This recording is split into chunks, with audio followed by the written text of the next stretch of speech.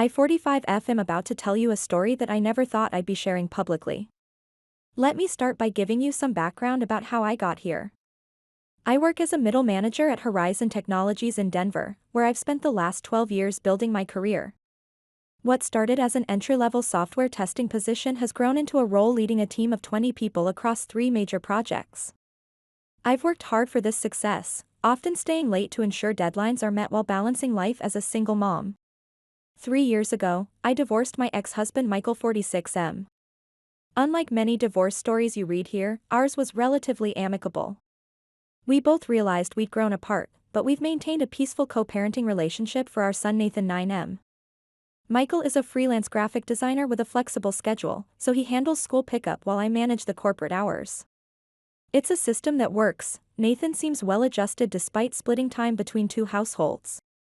Last quarter, I was promoted to senior project manager, which came with a significant pay raise. I thought this would finally give me some financial breathing room, but my family had other plans. You see, I've been the family's unofficial bank for years now.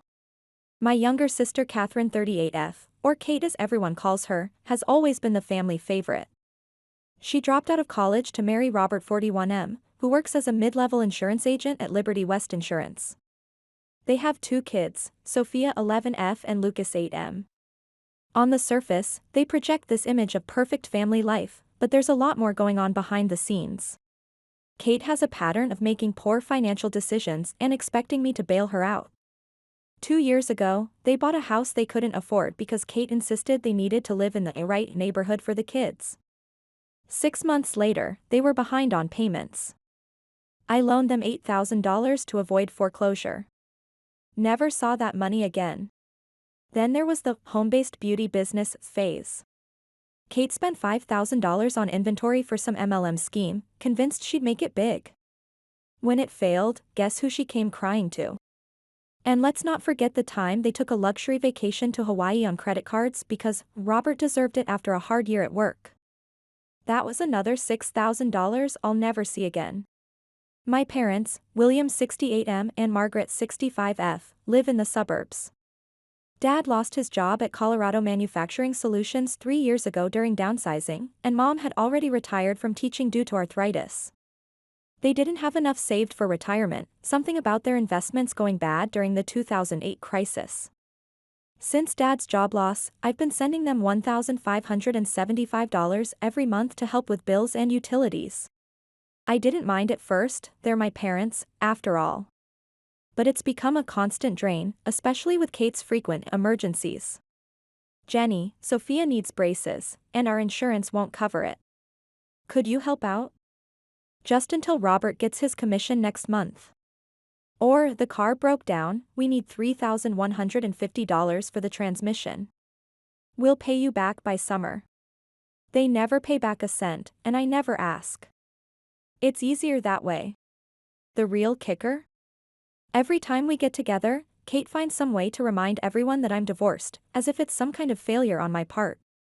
Just wait until you see what Robert got me for our anniversary, she'll say, flashing her new bracelet. Then she'll add with fake sympathy, it must be so hard managing everything on your own, Jenny.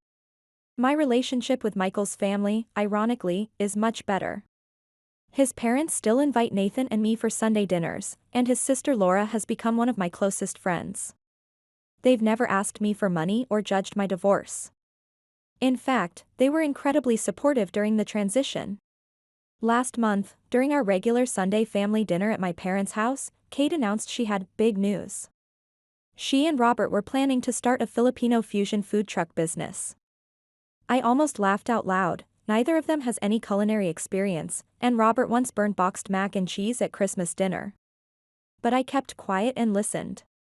They'd found a perfect food truck for sale, and Robert's grandmother had left them some amazing recipes.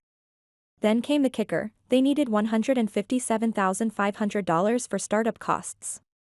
The entire family turned to look at me expectantly. They knew about my divorce settlement money, which was mostly invested in Nathan's college fund and my retirement. Kate's smile was sickeningly sweet as she said, Jenny, with your credit score and income, you could easily get a loan. We'll pay you back as soon as we start making a profit. I took a deep breath and said firmly, I'm sorry, but I can't help with this. It's too risky, and I have my own financial responsibilities. Kate's face instantly transformed. You're just jealous because I have a real family while you're divorced, she spat. You've always looked down on us because we don't have fancy degrees like you. My parents jumped in, but not to defend me. Jennifer, Dad said sternly, family helps family. You know how much this means to your sister. Mom added tearfully, we've always been there for you, haven't we? I couldn't believe what I was hearing. I support this family plenty, I said, feeling my anger rise. I've been sending you $1,575 every month for 4 years. I've loaned Kate money countless times that she never repays. How much more support am I supposed to give? That's different, Mom sniffed. We needed help, and you could afford it. Kate jumped in, yeah, and we'll actually pay you back once the business takes off. Have you even created a business plan? I asked. Calculated your operating costs? Your break-even point? Do you have any experience running a food service business? Stop being so condescending. Kate shouted, slamming her hand on the table. Not everyone wants to be a corporate slave like you. Some of us have actual dreams. The kids had stopped eating and were staring wide-eyed at the adults. Nathan looked scared, and I felt terrible that he had to witness this. I stood up, trying to keep my voice calm. This conversation is over. Nathan, get your things. We're leaving. As we walked to the car, I could hear Kate crying dramatically and Mom comforting her. Dad followed us out. Jennifer, you're being unreasonable. Your sister is trying to build something for her family. I turned to face him. No, Dad. You're being unreasonable expecting me to risk my financial security and Nathan's future on their half-baked scheme. I'm done discussing this. The next few weeks were hell. The calls and texts started immediately. From Kate, you've always been jealous of my perfect family. You're just bitter and lonely. From Robert, you look down on us because we don't have fancy degrees. From my parents, how could you do this to your sister? I started avoiding family dinners, making excuses about work deadlines. Nathan kept asking about his cousins, and I felt guilty keeping him away from them, but I couldn't face another confrontation. The only contact I had with my parents was Mom's monthly calls, which had become noticeably colder. Just checking that you'll be transferring the money tomorrow, she'd say without asking how Nathan or I were doing. The irony is, since this drama started, I've been getting more recognition at work. Last week, my team successfully launched a major project ahead of schedule. The VP of Technology personally congratulated me, hinting at potential advancement opportunities. But I couldn't even share this news with my family, they're too busy making me feel guilty about not funding Kate's latest scheme. The stress has been affecting my sleep. I wake up at 3 a.m., calculating and recalculating my finances. Between the monthly support to my parents, Nathan's activities, my mortgage, and trying to save for both his college and my retirement, I'm stretched thin. The thought of taking on $157,500 in debt for Kate's food truck fantasy makes me physically ill. Yesterday morning, Nathan looked up from his homework with a serious expression. Mom, why don't we go to Grandma and Grandpa's anymore? Did they do something bad? I sat down beside him, trying to figure out how to explain adult conflicts to a 9-year-old. No, honey.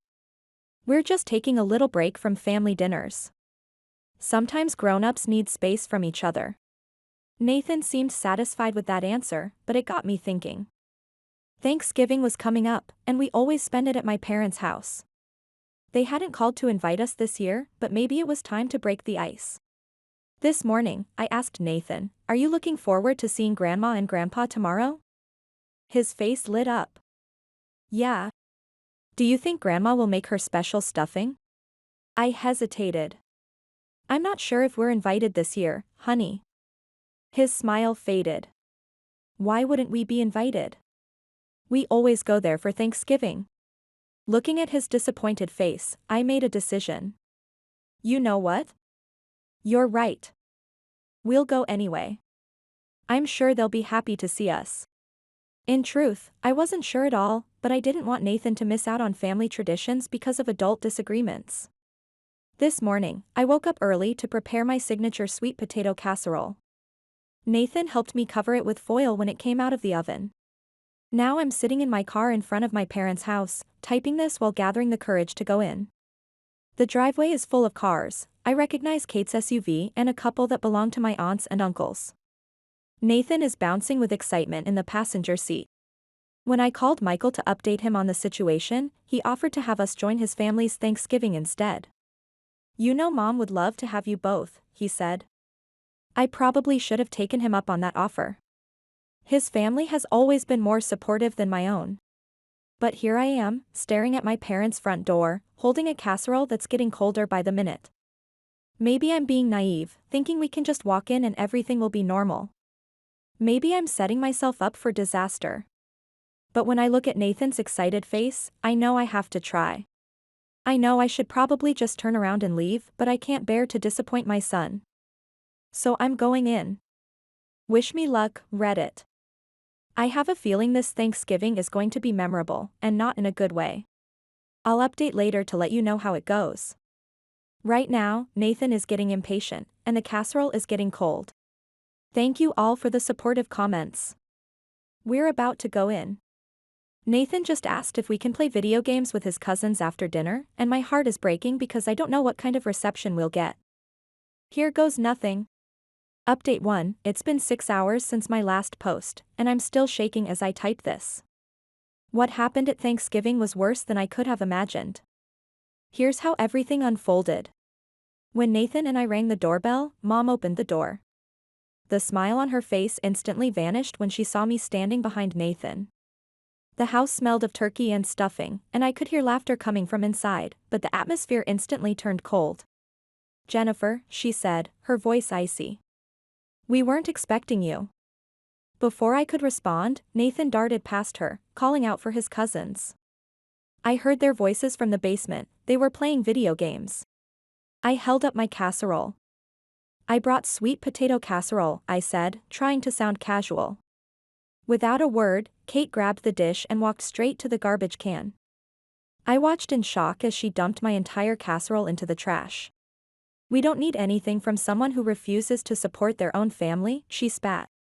I should have left right then, but I could hear Nathan laughing with his cousins in the basement. Things were about to get much worse. Kate marched down to the basement, and I followed, worried about what she might say to the kids. The children were sitting on the floor, absorbed in their game. Kate grabbed Sophia and Lucas by their arms, yanking them away from Nathan. "You are not to play with him," she announced loudly, pointing at Nathan. "His mother is a selfish person who doesn't care about family, and he'll probably turn out just like her." Nathan's face crumpled. "Mom," he called out to me, tears welling in his eyes. I stood frozen, unable to believe Kate would say something so cruel in front of a child. Dad appeared on the stairs. "Jennifer, I think it would be best if you and Nathan left," he said firmly. I turned to him in disbelief. "Dad, you can't be serious. Kate just said horrible things to your grandson. He's 9 years old." "This is our house," Dad replied coldly. "And frankly, you've caused enough problems.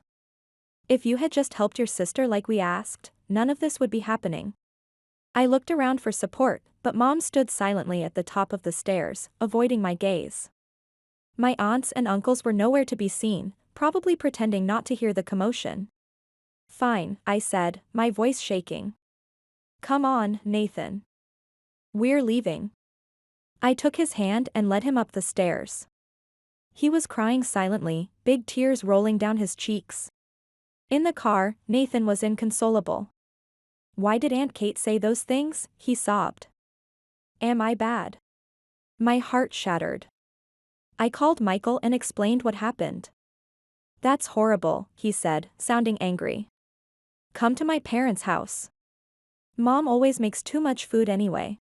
When we arrived at the Thompsons, they welcomed us with genuine warmth. Michael's mom hugged me tight. Over dinner, I told them everything, about Kate's business idea, the money demands, and how my parents had chosen her over their own grandson. Despite everything, we ended up having a pleasant evening. Nathan cheered up playing board games with his dad and grandfather. For a few hours, I felt like I was part of a real family again, one that actually cared about us as people, not just as a source of money. Later that night, after Nathan had fallen asleep, I made a decision. Tomorrow morning, I'm canceling the recurring transfer to my parents. No more enabling, no more being the family ATM. It's time to put Nathan and myself first. I know there will be fallout from this decision, but after today, I realize I have nothing left to lose. They've already shown me exactly who they are and what they think of me and my son. I'll update again once I've dealt with the inevitable backlash from cutting off the money. Update 2: 2 weeks have passed since the Thanksgiving disaster, and things have escalated beyond anything I could have imagined. As promised, I canceled the monthly $1,575 transfer to my parents. That's when the real chaos began. The first call came at 5 a.m. Mom was hysterical. There must be some mistake with the bank. We didn't receive your transfer. No greeting, no apology for Thanksgiving, just straight to the money. Something inside me hardened. There's no mistake, I replied evenly. I canceled it. The silence that followed was deafening. Then, you can't do that. We're counting on that money for our bills. Mom's voice had risen to a shriek. We've supported you your whole life, and this is how you repay us? That's when Dad got on the phone. You ungrateful brat, he snarled. After everything we've done for you, you'd let your own parents become homeless? His words hit me like a physical blow. This was the man who taught me to ride a bike, who once carried me to the emergency room when I broke my arm. Now he was calling me a brat because I stopped being their personal ATM. The calls kept coming, even during my workday. I was in the middle of a crucial meeting with our biggest client when my assistant poked her head in. I'm sorry to interrupt, but your parents are in the lobby. They're causing a scene. I excused myself and found them looking disheveled and desperate. Mom was crying loudly, causing other employees to stare. Security had to escort them out. Kate's reaction was even worse. She started spreading vicious lies to the entire family. Then came the ambush at Nathan's school. Kate showed up during pickup time, cornering me in the parking lot. You think you're so much better than us with your fancy job, she hissed. But everyone knows you're just a bitter, lonely woman who can't keep a marriage together. I kept my voice steady, aware of other parents watching. Leave now, or I'm calling the police. She left, but not before shouting, you'll regret this when Mom and Dad lose their house. The worst part? They've started harassing Michael too. He called me yesterday, concerned. Your father showed up at my office, demanding I talk some sense into you. I told him to leave before I called security. I've had to take precautions. I've blocked their numbers, installed security cameras at my house, and notified Nathan's school that only Michael and I are authorized to pick him up. My lawyer is drafting a cease and desist letter. Last night, Nathan found me crying in the kitchen. Are Grandma and Grandpa going to be okay? He asked. They won't really be homeless, will they? I pulled him close. No, honey. They have options. They could sell their house and downsize, or Dad could come out of retirement. They're choosing to pressure us instead of solving their own problems. The saddest part? My promotion came through yesterday. I'm now director of operations. 4 years ago, my parents would have been proud. Today, they don't even know, because all they care about is the money I'm no longer giving them. I'll update again if anything significant happens. Right now, I need to focus on keeping Nathan and myself safe, both financially and emotionally, from the people who are supposed to be our family. Update 3: It's been a month since my last update, and the situation has taken several dramatic turns. Just when I thought things couldn't get more intense, they did. First, the shocking news: despite my refusal to help, Kate and Robert somehow managed to get their food truck business started. They took out a high-interest loan from some questionable lender. I found this out when they parked their garishly painted truck right outside Horizon Technologies during lunch hour last week. The truck's name? Family First Fusion. The irony wasn't lost on me. Kate stood outside with a megaphone, shouting, "Come try our food." Unlike some people, we believe in supporting family dreams. She made sure to face my office window while saying this. My entire team could hear her. I was mortified, but tried to maintain my professional composure. Then things got worse. She started telling customers about her successful sister who refused to help family while serving what she called betrayal burritos and selfish sister spring rolls. Yes, really. The food was apparently as terrible as their business plan. The real drama came when our VP of technology went down to investigate the commotion. Kate immediately launched into her sob story, not realizing she was talking to my boss. He listened politely, then informed her that she was trespassing. Instead of leaving, Kate threw a container of sauce at him, screaming about corporate elite sticking together. But something unexpected happened. The VP called me into his office the next day. "Jennifer," he said, "I've been in business for 30 years, and family dynamics can be the ugliest part of success. You've handled this situation with remarkable professionalism. In fact, we're announcing leadership changes next week, and I want you to know you're being considered for the senior director position." Then came the health inspection of their food truck. Turns out, they hadn't obtained proper permits or followed safety regulations. They were shut down within their first week. Robert tried to blame me, claiming I had connections and had reported them. The latest development is perhaps the most surprising. My Aunt Susan, Dad's sister, reached out to me privately. "I've kept quiet too long," she said. "They did the same thing to your cousin Peter years ago, borrowed money, never repaid it, then turned the family against him when he stopped giving. He moved to Oregon to escape the drama. Yesterday, I received a registered letter from my parents' lawyer, demanding repayment of a loans they claim to have given me during college." I had to laugh. I worked 2 jobs to put myself through school while Kate got a free ride. The biggest victory? Nathan is doing better. After some sessions with a child therapist, he's starting to understand that none of this is his fault. He's even made new friends at his karate class, which we can now afford since I'm not sending money to my parents anymore. Michael has been incredibly supportive through all this. His parents invited us to join their family vacation in Colorado this summer. It's amazing how family should actually behave, with love and support, not manipulation and greed. I'll update one final time when this all reaches its conclusion. Something tells me the next few weeks will bring everything to a head. Update 4, it's been 2 months since my last update, and what a whirlwind it's been. Everything has finally reached its dramatic conclusion, and I can hardly believe how perfectly karma has worked its magic. First, the spectacular implosion of Kate and Robert's family-first fusion food truck business. Not only did they lose their initial investment, but they're now facing serious legal trouble. Turns out, their loan had a 40% interest rate from a predatory lender, and they defaulted within 3 months. But that's just the beginning of their problems. During their bankruptcy proceedings, a shocking truth emerged: Kate had been running what essentially amounted to a mini Ponzi scheme within our family.